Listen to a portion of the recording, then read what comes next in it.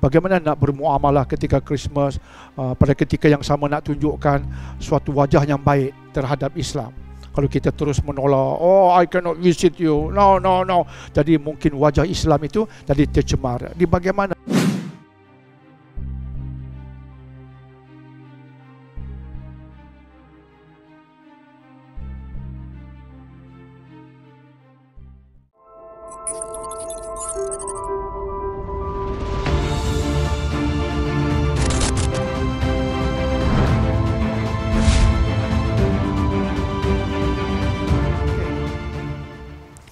Dr. Daniel, apa hukum kita ucap Merry Christmas? Cikgu ada ucap Merry Christmas?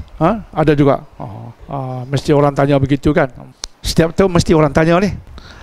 Saya lihat satu jawapan yang agak bagus ya, dijawab oleh bekas ataupun mantan mufti wilayah Dr. Zulkifli Al-Bakri. Beliau, Allah rahmati beliau lah, banyak menulis bahan-bahan ilmiah untuk kefahaman masyarakat. Satu tulisan beliau dipanggil Tahqiq Al-Masail bahagian 7. Tahqiq Al-Masail bahagian 7 yang membicarakan tentang hukum mengucapkan Merry Christmas khusus. Panjang tulisannya dengan dalil, dengan pendapat ulama berdasarkan dalil. Masya Allah, Allah rahmati beliau. Cuma kesimpulan beliau berkata, ramai ulama dahulu berkata apa-apa ucapan berkaitan sambutan keagamaan orang lain akan menyebabkan kita jatuh kufur. Ramai ulama dahulu berkata demikian. Malah kata Dr. Zulkifli, majoriti ulama dahulu berkata demikian. Apa-apa ucapan yang berkaitan dengan sambutan keagamaan orang lain, kalau kita ucap bersempena itu, kafir kita. Waliyadzubillah. Namun ada segelintir ulama dahulu yang memberi pandangan yang sedikit longgar. Kalau ada keperluan untuk diucapkan, itu pun sekadar ucapan tanpa kita memuliakan agama mereka, tanpa kita memuliakan kepercayaan mereka, diharuskan. Itu syarat yang ketat. Ulama dahulunya mengizinkan pun dengan syarat yang ketat. Ada keperluan, itu pun boleh kita mengucapkan selamat bagi mereka itu bersempena sambutan keagamaan mereka. Kita tidak langsung ada niat nak memuliakan agama mereka, nak samakan agama mereka dengan kita. Langsung tidak ada unsur nak mengangkat agama mereka. Tidak ada langsung. Jika ada keperluan dengan syarat-syarat itu, maka diharuskan. Tapi hari ini ulama kaji balik. Ulama kaji sebab kita sudah berada dalam keadaan majmuk yang luar biasa. Di Malaysia sebagai contoh, kita warga negara, orang kafir pun warga negara juga. Level sama-sama warga negara Malaysia, sama-sama IC-nya biru. Jadi keadaannya berbeza sekarang. Tambah bila orang itu masuk Islam di Amerika, di Eropah, majoritinya orang kafir, maka lagilah keadaannya agak mencabar. Sedangkan keluarga mereka masih non-Muslim. Bagaimana nak bermuamalah ketika Christmas, pada ketika yang sama nak tunjukkan suatu wajah yang baik terhadap Islam. Kalau kita terus menolak, oh I cannot visit you, no. Jadi mungkin wajah Islam itu jadi tercemar. Di bagaimana nak menghadapi senario hari ini yang berbeza dengan era ulama dahulu. Jadi ulama sekarang terutama yang mengangkat isu ni, Profesor Dr. Yusuf Qaradawi, Syekh Sa'ad Ramadan Al-Buti, ramai ulama moden dia kaji, mereka akhirnya memberi pandangan. Pandangan pun disuluh oleh Quran dan Sunnah. Pertama, kita lihat kata mereka, Al-Quran mengatakan Islam ini rahmatan lil alamin. Dia datang dengan rahmat, dengan wajah rahmat. Kemudian Al-Quran sebut dalam surah Mumtahanah ayat 8, bagi orang kafir yang tidak memerangimu, tidak menghalaumu dari kampung halamanmu, tidak ada salahnya jika kamu buat dua perkara pada mereka. Pertama, antabarruhum, buat baik pada mereka, dan bertindak adil pada mereka. Jadi buat baik, kalau kita ucap, itu ucapan yang baik, dan itu agak bagus. Kemudian mereka datang pula asar, riwayat amalan sahabat. Pernah ada riwayat sahabat Abdullah Ibn Abbas, ada seorang yang bukan Islam bagi salam kat sahabat Ibn Abbas.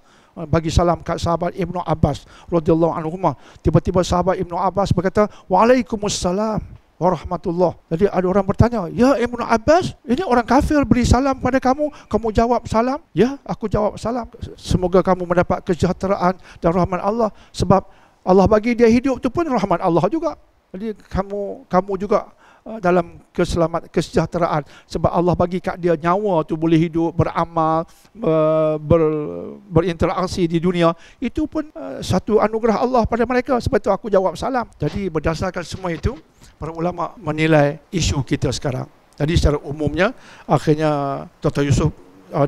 Yusuf Qaradawi berkata, dan perkataan ini diangkat oleh mantan mufti, iaitu harus kita mengucap contohnya Merry Christmas, harus, tapi dengan syarat.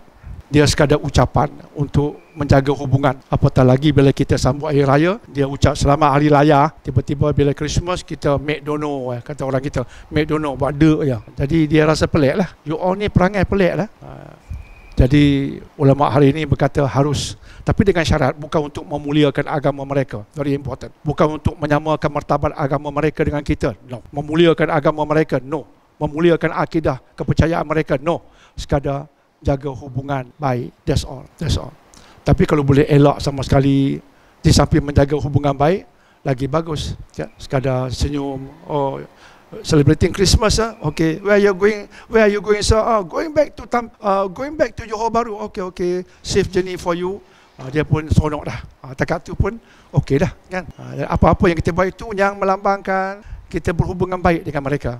Tapi kalau nak sebut Merry Christmas dengan syarat-syarat kita sebutkan tadi pun tidak ada salahnya, boleh. Ini pandangan ulama hari ini. Tapi syarat tu kena faham, okey. Sama juga soalan sambut tahun baru. Happy New Year, orang kata kat Ridwan. Happy New Year Ridwan, brother Ridwan. Ini macam mana? Okey ke tidak? Pun dalam tulisan oleh mantan mufti wilayah, dalam kalam mufti bab 59, tulisan mufti wilayah dahulu, rajin beliau. Tadi tahqiq masail, menentukan penyelesaian masalah. Ini kalam mufti, kenyataan mufti bab 59. Beliau merumuskan harus kita sambut bersempena tahun baru Masihi. Harus.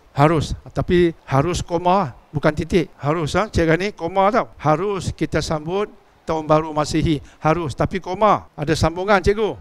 Dan hendaklah kita sambut dengan pengisian-pengisian yang tak bercanggah dengan Islam. Dan hendaklah disambut dengan pengisian-pengisian yang tak bercanggah dengan Islam. Bukan disambut dengan hal-hal maksiat. Betul lah tu. Sebab tu kadang-kadang ada orang menyambut bersempena dengan cuti. 1 Januari kan cuti. Pada malamnya dijemput penceramah, bagi ceramah. Bagus. Bagi peringatan. Jadi kita terhindar, ataupun masyarakat terhindar dari maksiat, dari sambutan yang hingar-bingar penuh dengan maksiat. Itu bukan sambutan kita. Pergi berhimpun, bergaul secara bebas lelaki dan perempuan. Ada pula konsert, penyanyi pula dengan pakaian yang tidak senonoh, terkinja-kinja, bertempit-tempit. Kemuncaknya pukul 12. Ada countdown 10, 9, 8, betul pum pam, macam tu duk hingar-bingar sampai pukul berapa pun entah. Kemudian menari-nari lah. Apa ya? Bagi kita sambutan tahun baru ini isyarat umur kita makin meningkat, tu aja. Masuk tahun baru mana pun, Cik Gani, tanda apa? Umur makin meningkat, Cik. Jadi kita sambut peringatanlah umur kita makin meningkat. Dr. Dinia makin tua, cikgu muda sikit. Jadi peringat Dr. Dinia makin tua, tahun baru Masihi makin tua. Jadi dengar ceramah, astagfirullah. Itulah, baguslah. Kalau begitu, jadi harus dengan syarat pengisiannya biarlah mengingatkan kita tentang umur kita makin meningkat, supaya kita banyak beribadah dan banyak beristighfar. Okey, itu ada apa lagi?